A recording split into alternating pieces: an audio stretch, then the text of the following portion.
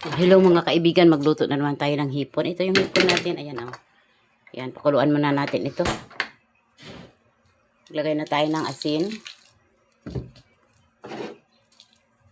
Ayan na.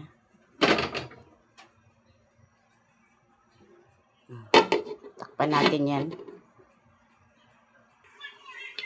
So ayan na mga kaibigan, tumulo na yung ating hipon. Ipat na natin.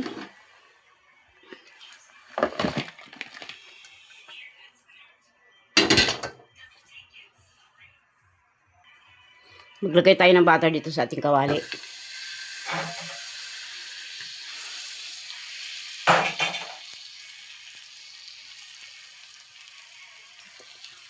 So ayan na maglagay tayo ng sibuyas.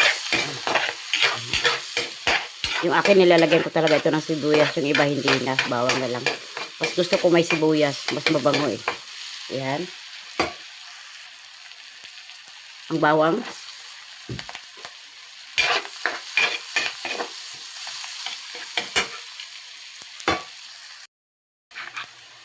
Ayan na. Maglagay tayo ng tomato paste.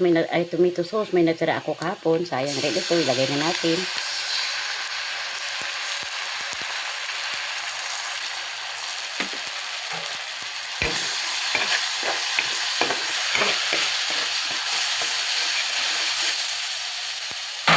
So, ibuhos na natin yung ating hipon.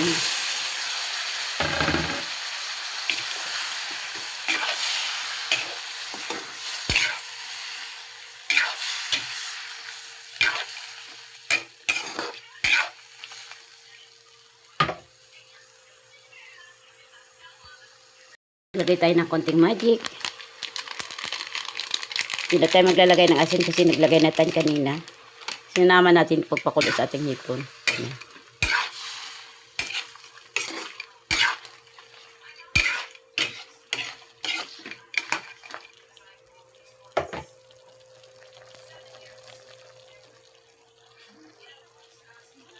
Takpan muna natin ito. So, ito na mga kaibigan, luto na itong ating hipon. Tikman na natin yung kanyang sauce. Okay na? So, ayan. Sino kumakain ito?